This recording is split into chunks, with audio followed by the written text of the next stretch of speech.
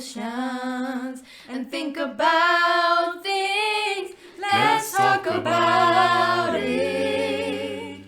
Let's talk Hello about and welcome to Emotional and Mental Justice, a podcast brought to you by Yuna Empowerments. I'm Yuna Fuma, and I'm here joined by a very good friend of mine, Carolyn Zimba from Empowered Alignment.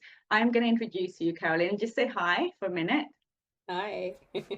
Okay, so I want to do this justice. So I've written something down based on obviously what you do. I want people to know exactly who you are. So Carolyn Zimba is a dynamic movement specialist, a coach and speaker whose work bridges physical healing and spiritual empowerment.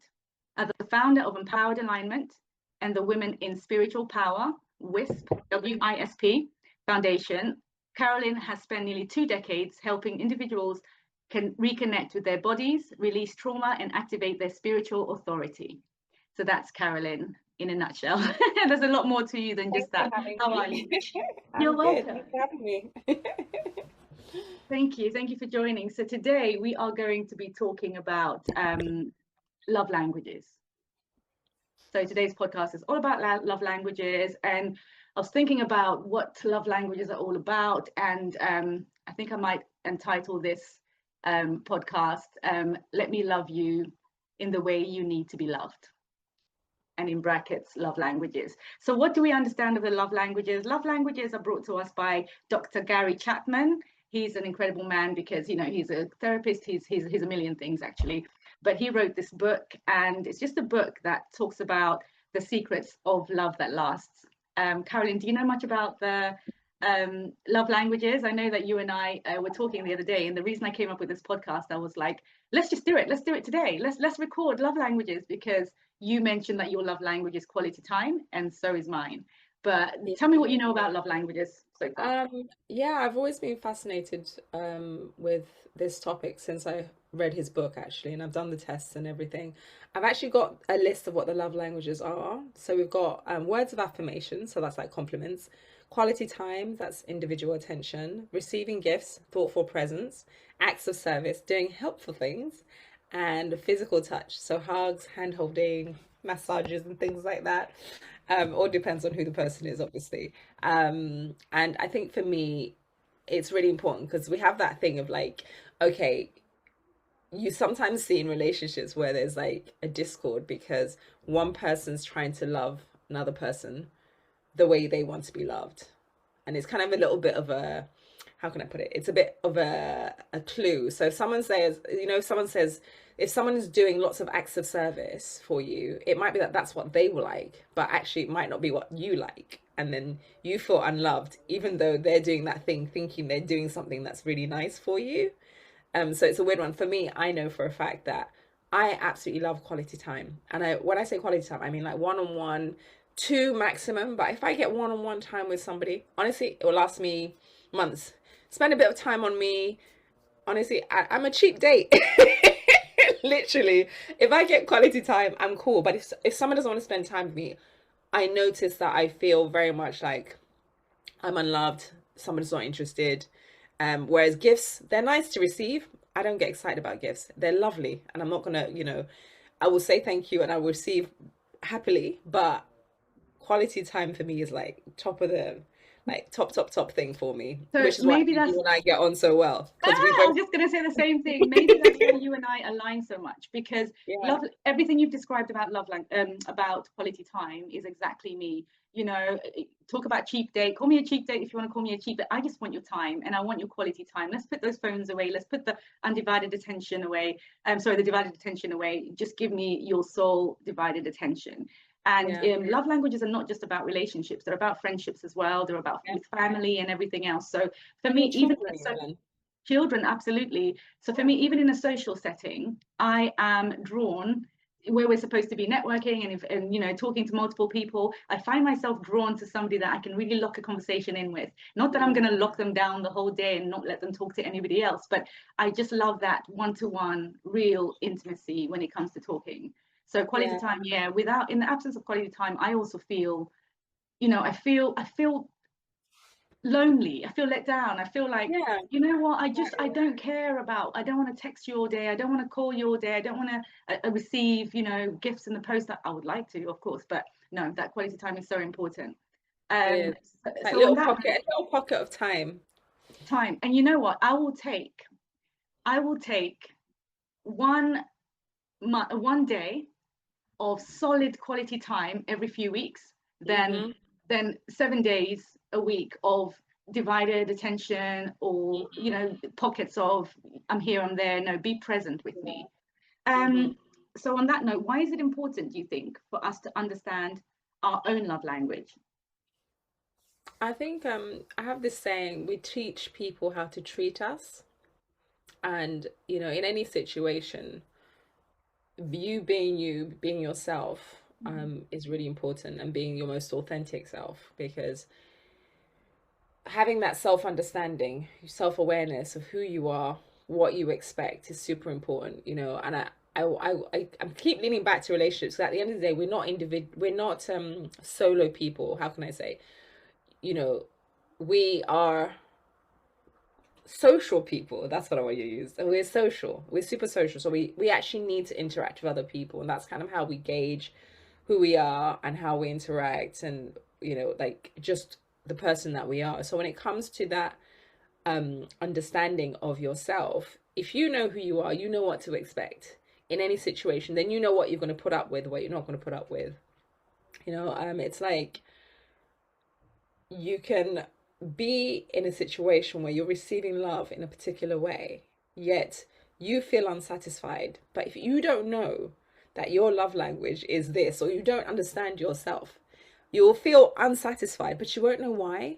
And then Yeah, it's not the other person's job to tell you what will satisfy you. You need to know what will satisfy you. They yeah. can't tell and you, you know?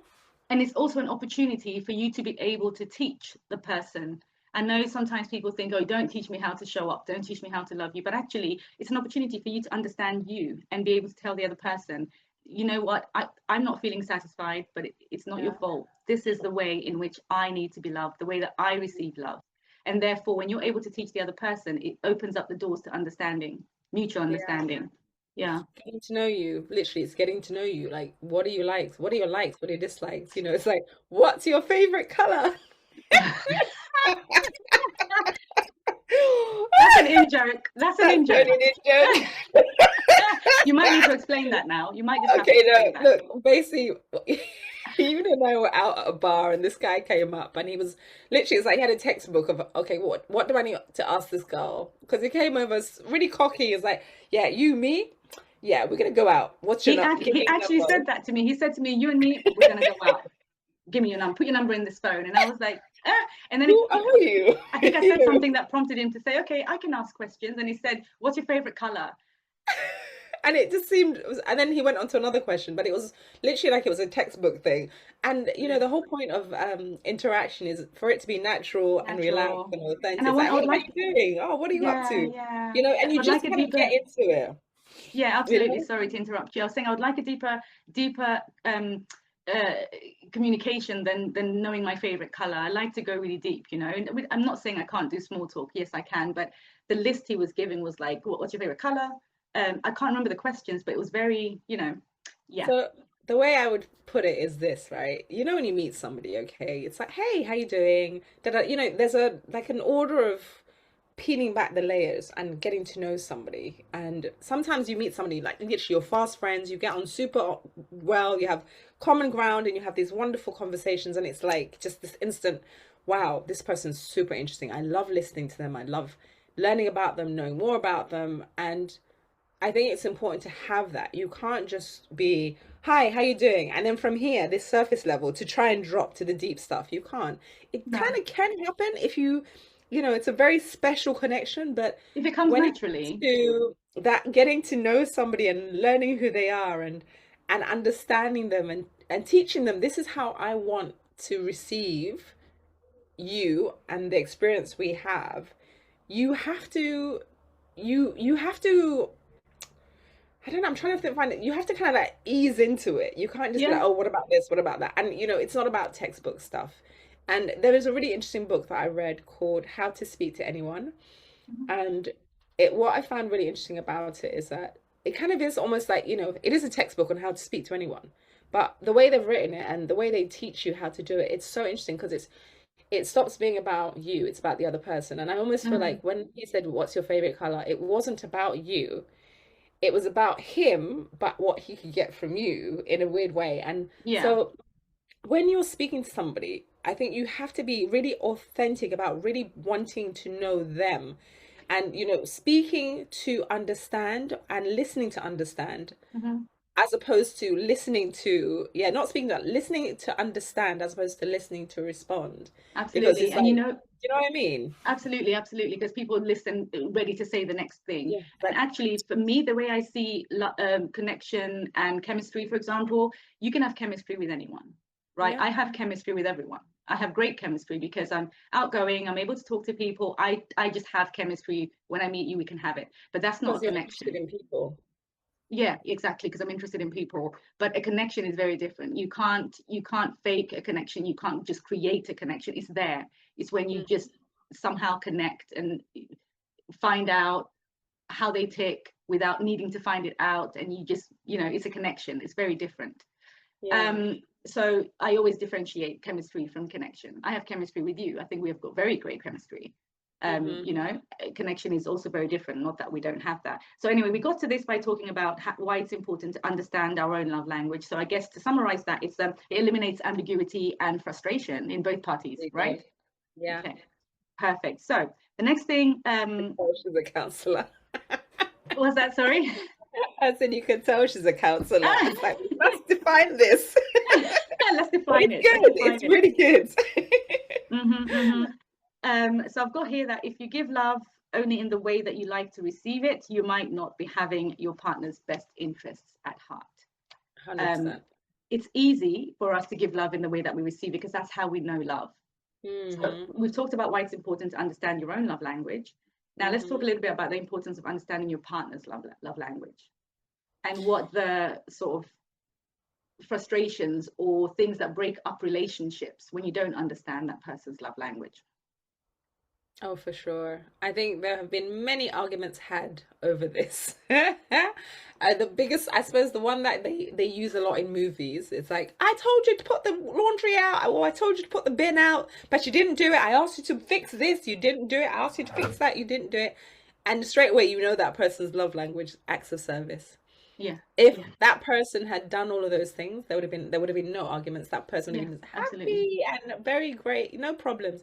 Whereas the other person's like, but I love you. I do all this stuff for you. I buy you gifts. I spend money on you. I give you this, that, and the other. It's like, yes, but it doesn't matter.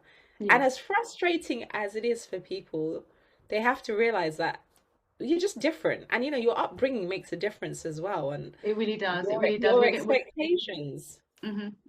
We're definitely going to get into the upbringings. That's something I want us to get into shortly. But I Yeah. just want to touch upon what you've just said. When somebody, I mean, you mentioned that it doesn't matter. Of course, it matters in the grand scheme of things what somebody's doing for you. But when we're talking about speaking in the language that I understand, the language that I need to receive love in, a lot of the time somebody can do all these things for you. And I genuinely believe that two people, and I see this in my therapy rooms, and just in life in general, in friends, in whatever else, two people can be really genuine about giving love. They can say, I have given you everything, I have done this for you, and they're genuine and they're sincere and they have done this for you. But the other person saying, you haven't given me anything that I need, and they genuinely believe that you haven't given them anything. So two people can be really genuine, really sincere, but actually it's just a mismatch. It's just a mismatch when Yeah, actually you and they feel understand you unsatisfied because they haven't unsatisfied. received what they need. What they need, yeah, exactly. But then Mm. the problems this can cause in relationships, when you try and teach someone how you want to be loved, that can be seen as a demand or as an attack on their Yeah. character, on the way that they know how to be. Let's talk about men. They know how to be a man. They know how to. That can be received as, how dare you come here and tell me I've done this for you, I've done that for you. And Yeah. instead of them, Oh, you're so ungrateful. yeah, you're so ungrateful. So instead of actually finding a way to match up, it's a constant mismatch. And how do we get there? I think Yeah. swallowing your pride as well sometimes can be a very important part of it. Mm. Ego, pride, all of those things come into it. What's your take on that? I think the thing that came to mind straight away, so yeah, I don't know if you've seen, there's this really cute video, I think it's called Meet Cute on YouTube. Yeah. So adorable, okay? Because they go up to couples and they talk to them about how they met, and they everyone has all these lovely stories. And there's one couple I remember just thinking, wow, because they said, I want to outdo, we try and outdo each other's kindness. And I thought that was so lovely because it's like they want to outdo each other. And when it comes to relationship, it's about service. What service can you be to the other person? It's not about you. It's about how can you be of service to your partner? How can you be of service to your, whatever relationship it is, whether it's friendship, your children, how can I be of service? It's like, stop making it about you, make it about the other person, and then Yeah. try and outdo each other with kindness. And I thought that was really beautiful because it's like, one, I think everyone needs to read the book anyway and do the test. And that would make such a difference to literally everyone. I've literally been thinking about sending the quiz to my niece because I want to Yeah. understand what her what her love languages are, because I just want to Yeah. develop our relationship more. Yeah. And so having that understanding of that, but like when it comes to just that, I suppose that connection and understanding each other, gosh, I've literally lost my train of thought. Yeah, no, but I get what you were saying. So you're going along the Yeah. lines of, when it comes to understanding each other, you were talking about outdoing each other. And I think it's Yeah. important to remember this: outdoing each other, or outdoing each other's kindness, is doing it in a healthy way. It's not a Yes. competition, not outdoing each other to say, oh, I bought you the biggest thing, now I'm going to do this. And then it becomes, oh, I can't spend on this. And exactly. Being So loving and being present and being really present, kind of, but also having a willingness. yes. Having a willingness is one thing. Learning about the love languages, I can learn about it, I can understand it, but are you willing to open up to it and to show up in that way?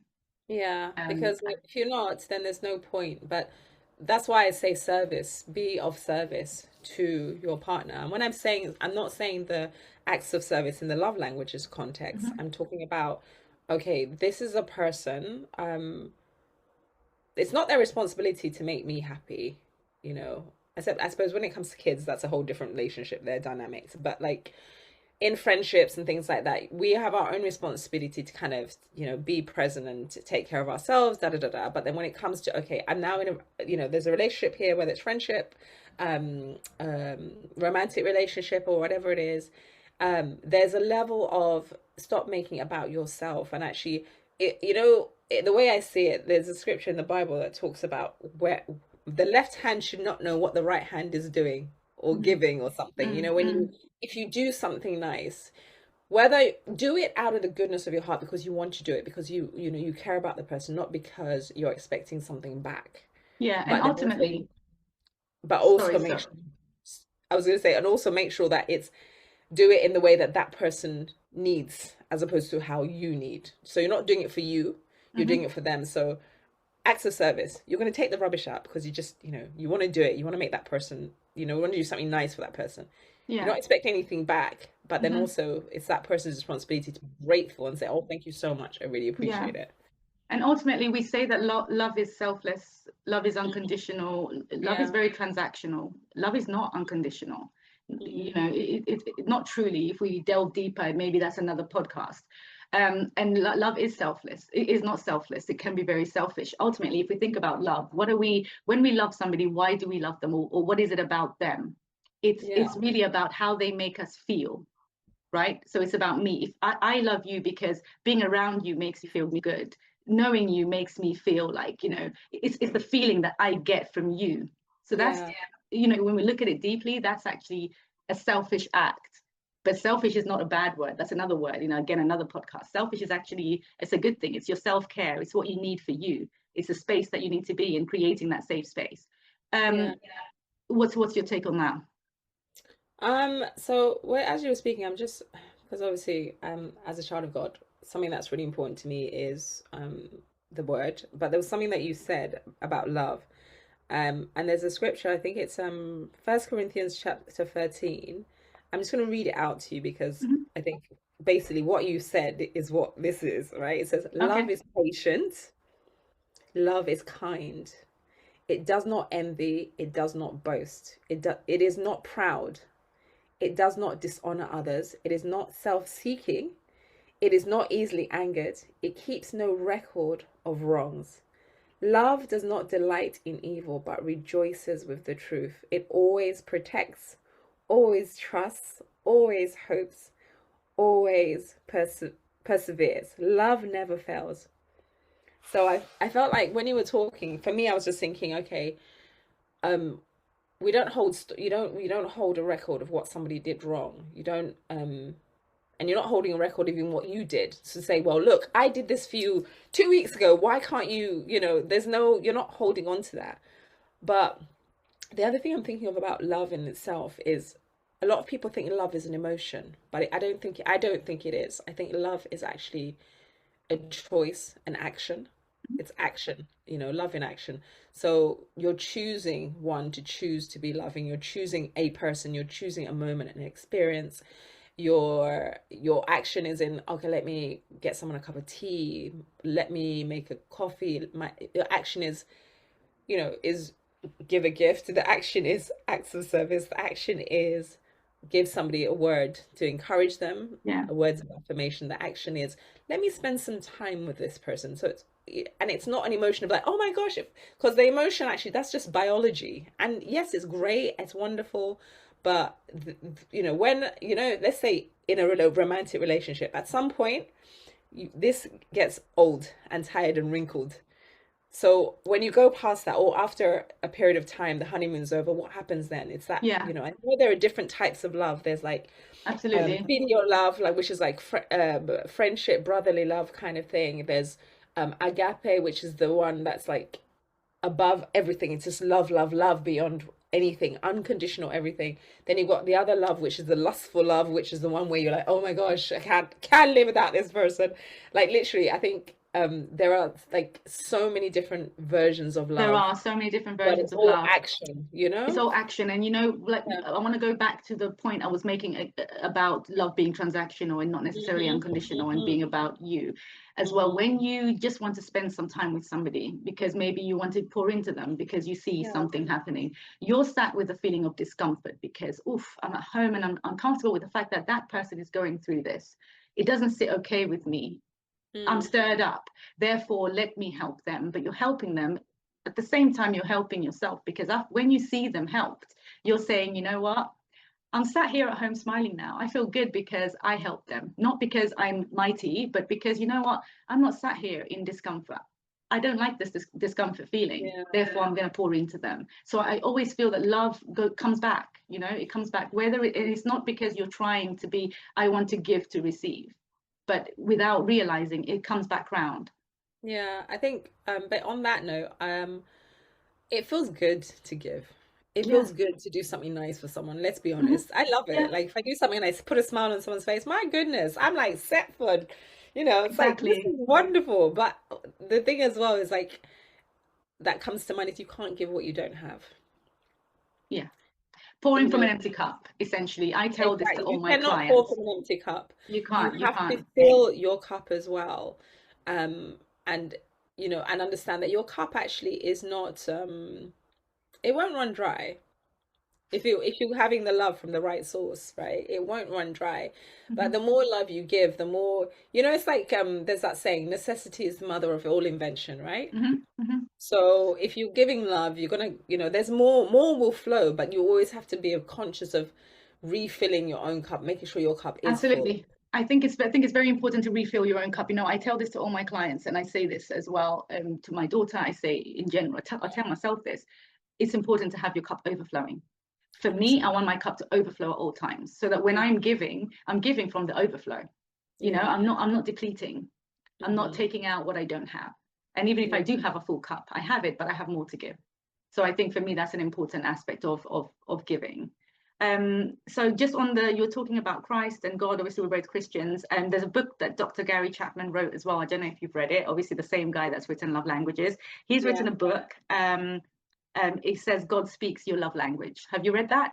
No, I haven't actually. It's a really good book, and he talks about how we show God, ourselves show God love in the way that we show God love in our love language. So essentially, whilst yes, we're supposed to give in someone else's love language, but when we give love to God, we give in our love language. So essentially, if you're a person that loves, let's say, acts of service, you might go and be a member of a church and then decide to serve in the ministry, or decide to sweep the floor because you're giving. That's your act of service to God. So it's just a really good book.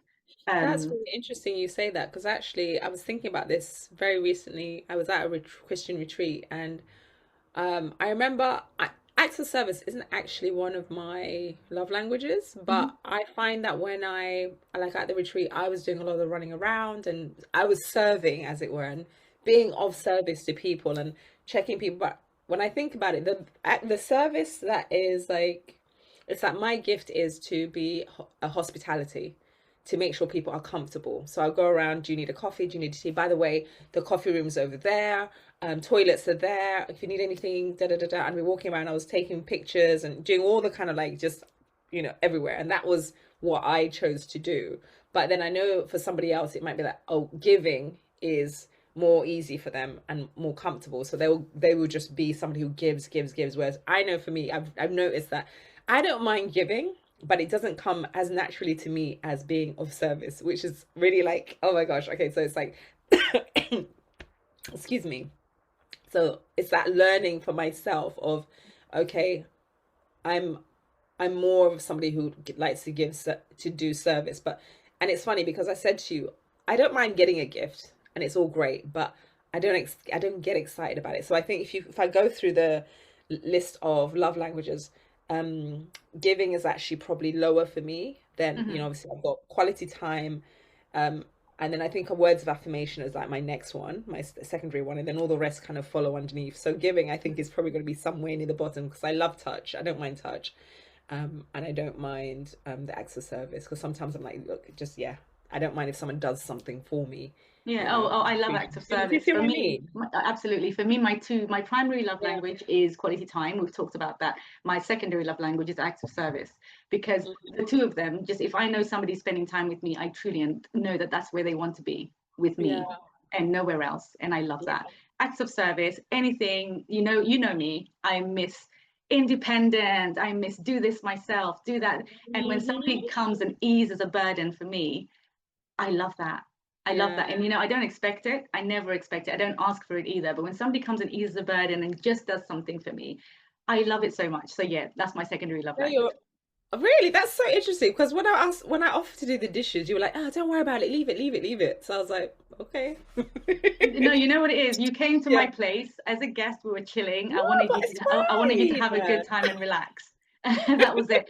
And the funny thing is, I actually have a poster.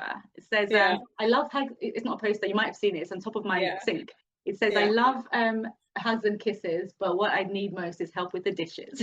Oh, and I still said no, because I wanted you. I was being the hostess with the mostess. I wanted you to relax. That was all. But if you want to come around and do dishes, it's fine. All right, noted. And next time I'll just really insist and say, no, I'm doing them. Just chill. Okay? Yeah, and I would have loved that. Because at the end of the night, I'm left with the dishes anyway, and I'm like, you don't have a dishwasher. I don't have a dishwasher, so I know what it feels like if people come around. Like, if someone does the dishes for me, I'm like, thank you, Lord. Thank you, God. Yeah. Okay, so I want to talk about. Sorry, I want to talk about. We talked about upbringing. Thank you for listening, and please do join us in part 2, where we talk about how your upbringing has an impact on how you show up in love today. We all have emotions and think about things. Let's talk about